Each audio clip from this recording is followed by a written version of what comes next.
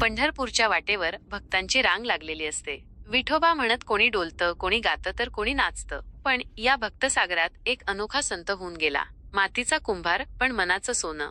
संत गोरा कुंभार. त्यांचा विवाह संती नावाच्या सत्संगी स्त्रीशी झाला.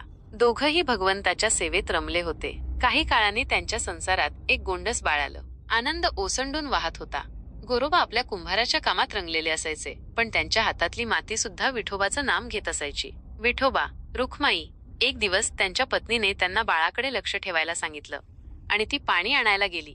गोरोबा मात्र विठोबाच्या नामात इतके तल्लीन झाले की त्यांचं देहभान हरपलं. बाळ चिखलात खेळत होतं आणि गोरोबा मातीत पायाने मडकी तयार करत होते. त्या विठ्ठल भक्ताच्या पायाखालीच त्यांचं लहान बाळ चिरडून गेलं आणि त्यांना ते जाणवलंच नाही. पत्नी परत आली आणि बाळाचं निस्पंद शरीर पाहून हंबरडा फोडला. गोरा, हे काय केलंस? तेव्हा गोरोबांची समाधी भंगली. त्यांचं काळीच कोसळलं. मी माझ्या बाळाला?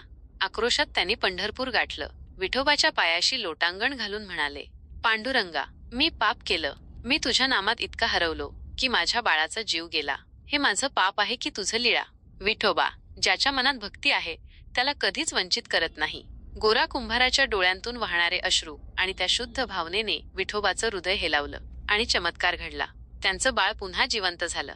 ही केवळ भक्तीची, निरपेक्ष प्रेमाची आणि भगवंताच्या कृपेची लीळा होती. संत गोरा कुंभार हे शिकवतात की खरी भक्ती ही केवळ पूजा, मंत्र किंवा विधी नव्हे, ती आपल्या प्रत्येक कृतीत, विचारात आणि प्रेमात असते.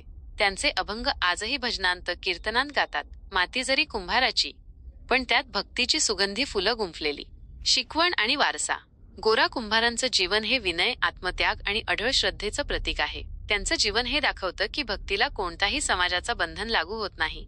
ना जात, ना वर्ग, ना वय. संत तुकारामांसारख्या अनेक संतांनी त्यांच्या जीवनातून प्रेरणा घेतली. आजही ते आपल्या अभंगांमधून आपल्या हृदयांमध्ये जिवंत आहेत. बोला जय हरी विठ्ठल. अशाच छान गोष्टींसाठी चॅनलला नक्की सबस्क्राईब करा. धन्यवाद.